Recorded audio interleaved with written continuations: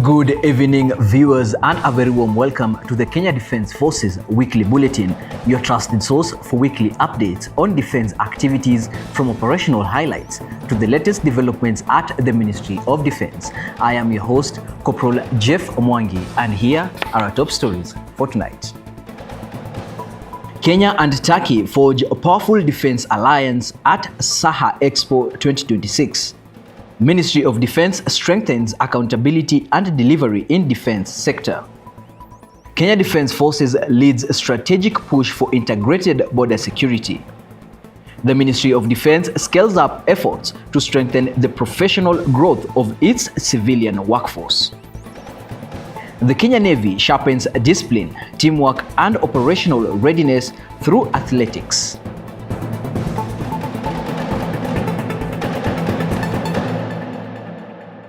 To start us off, Kenya has reaffirmed its commitment to building a strong international defense partnership following a high-level bilateral engagement with the Republic of Turkey during the 5th International Defense and Aerospace Exhibition, Saha Expo 2026, held in Istanbul, Turkey. Our reporter has more on this.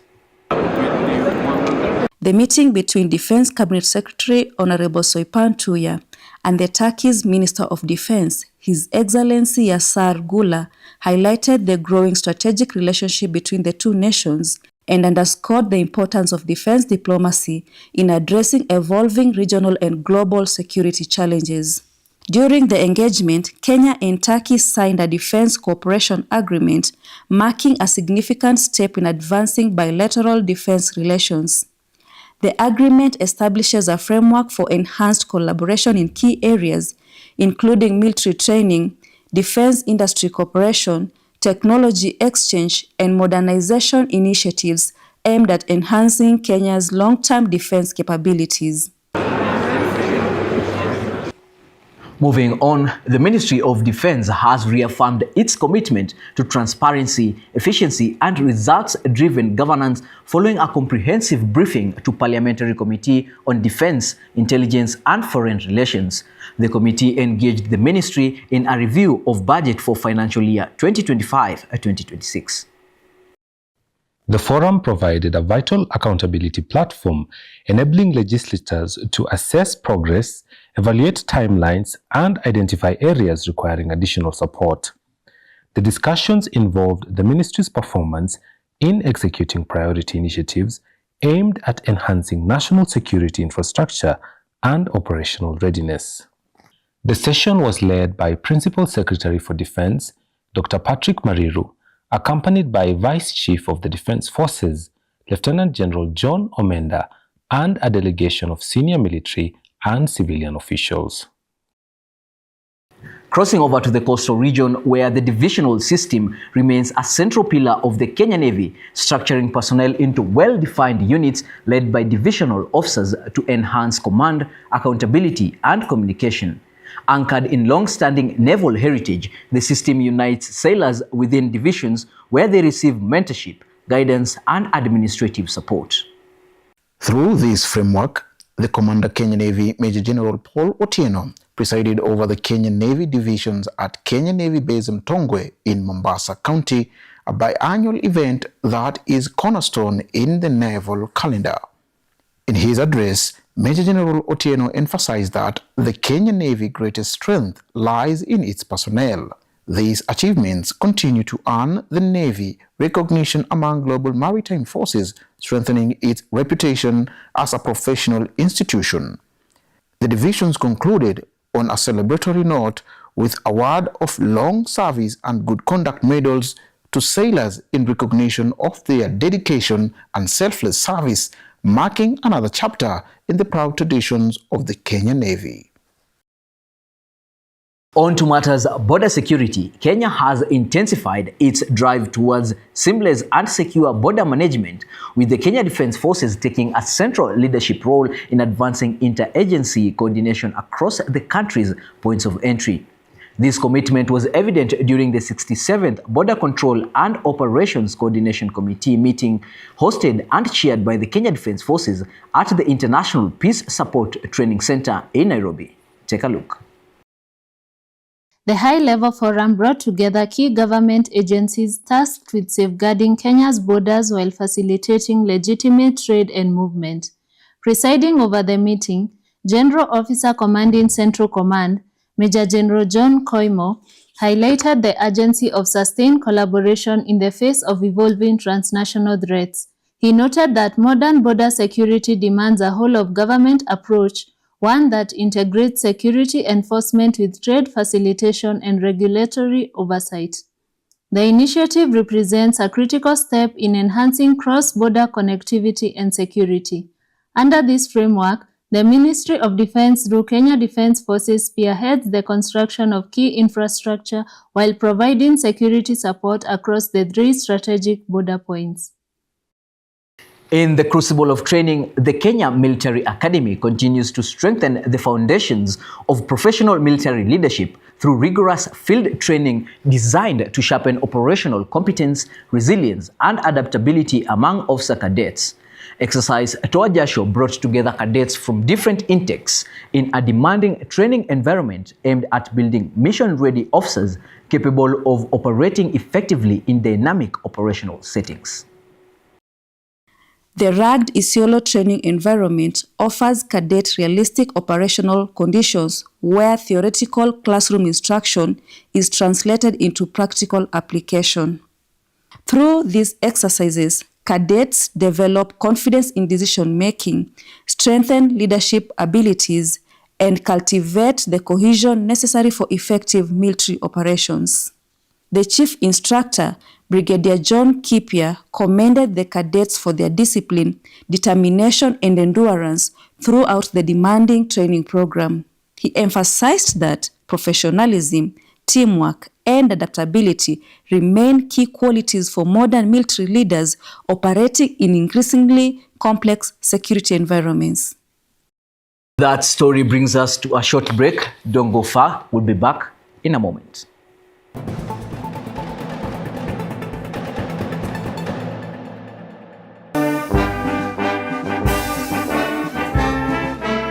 Kenya hosts the 14th EAC Armed Forces Command Post Exercise, Ushirikiano Imara 2026. From May 6th to the 28th, armed forces, police, and civilian components unite to sharpen the edge in peace support, counter-terrorism, and disaster resilience. One integrated team combating complex security challenges to ensure a secure, stable, and resilient East Africa. Ushirikiano Imara 2026, enhancing regional cooperation and readiness for peace, security, and resilience. One region, one mission, one future.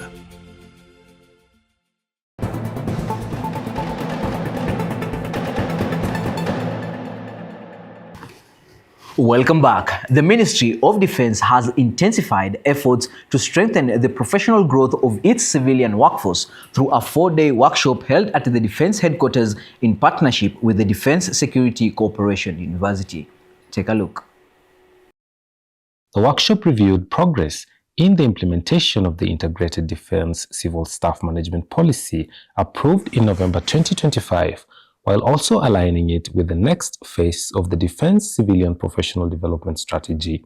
Discussions centered on capacity building initiatives and proposed exchange programs designed to strengthen skill development and facilitate the adoption of international best practices. The outcomes of these engagements will inform the design and delivery of the next phase of professional development initiatives for defense civilian personnel.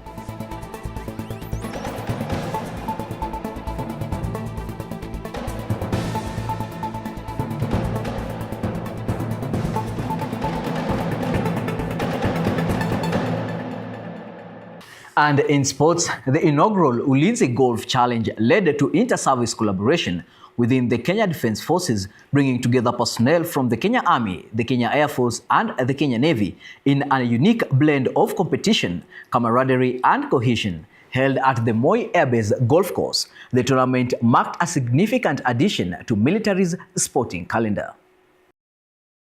The event was a deliberate initiative aimed at strengthening bonds across the services, promoting physical fitness, and providing a vital outlet for relaxation beyond demands of duty.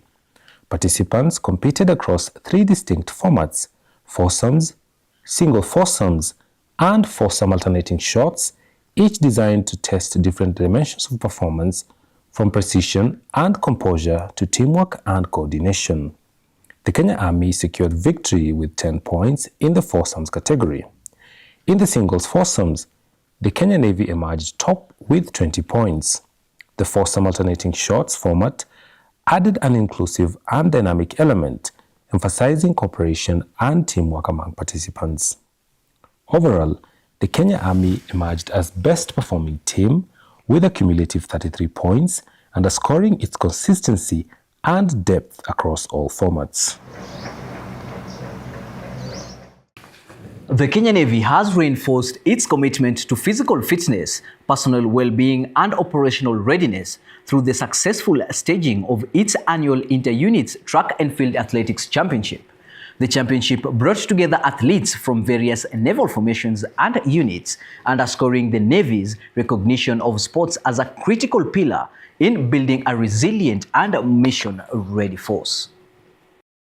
The championship celebrated individual excellence, highlighting Sergeant Samuel Chege, a specialist in the 100-meter and 200-meter races, was recognized following his selection to represent Kenya at the World Athletics Relays in Botswana and the African Senior Athletics Championships in Ghana. Similarly, Private Isaac Kimunu was commended for his outstanding performance in the long jump, which earned him national selection. In the overall team standings, Kenya Navy Base Mtongwe emerged as top formation, demonstrating consistency and depth across events. The Kenya Naval Training College secured second place, while Kenya Navy Base Manda Bay finished third. Individual honors saw Senior Private Gloria Mulei and Corporal Bismarck Soy crowned as the best female and male athletes respectively. The performance we have seen here affirms that Kenya Navy continues to build a force that is both physically prepared and mentally resilient for duty. In a powerful display of unity through sports, the Kenya Defence Forces under Operation Maliza Uhalifu reinforced its civil-military cooperation efforts by participating in a friendly football match in Elgeyo Marakwet County. The match brought together Kenya Defence Forces Todo Football Club and the local Tot Football Club, highlighting the military's evolving approach of blended security operations with meaningful community engagement. The match drew an enthusiastic crowd of local residents who turned out in large numbers to support both teams. On the pitch, both teams delivered an engaging and competitive performance, showcasing discipline, teamwork, and determination. While Tot FC secured a 4-2 victory over Todo FC, the result was secondary to the spirit of sportsmanship and mutual respect that defined the encounter. For Kenya Defence Forces, such engagements are instrumental in building trust with local communities, enhancing cooperation, and promoting peaceful coexistence. By interacting with residents in informal and positive settings like sports, military personnel are able to break barriers, strengthen relationships, and reinforce their role as both protectors and partners in community development. 4 months ago, when Kenya's 5th Quick Reaction Force first arrived in Mantumbi, 35 kilometers north of their Mavivi base, their welcome was reserved, to say the least. Recently, transformation found its most symbolic expression when Mantumbi's youth president, Mr. Kambale, invited the Kenya's Quick Reaction Force for a friendly football match. Take a look. The home team dominated early, scoring twice before halftime with swift coordinated attacks. Their fans erupted, sensing victory against the Peacekeepers. The match ended 4-2 in favor of Mantumbi FC, but the final score mattered less than the spirit of joy, friendliness, and brotherhood that characterized the engagement. While the match played out, Quick Reaction Force medics treated local residents and delivered health talks in a region where health infrastructure remains underdeveloped. At the final whistle, the Peacekeepers donated sporting kits to the players. That's all for tonight. Thank you for watching. We look forward to your feedback via our official social media platforms and your continued viewership next week on the Kenya Defence Forces Weekly Bulletin. I have been your host, Corporal Jeff Mwangi. Goodbye.